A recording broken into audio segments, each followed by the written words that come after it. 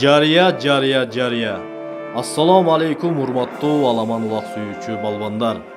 2024-жылдын 12-июнь күнү Каракулжа району Ажеке жайлоосунда Дайырбек Алты уулу Даниэль, Нурел, Амирбек, Келечек, Элмирбек, Али Нурга элден бата алуу максатында аламан улак уюштуруп берип жатат.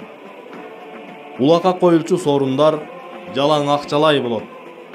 2000ден 15 жолу, 3000ден 10 жолу, 5000ден 5 жолу мына ушундай сорундар коюлуп, элдин башын бириктирип, жакшы той берип жатат.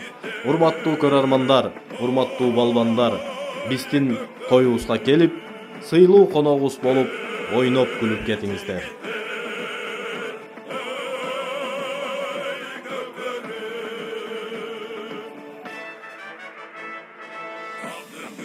Allah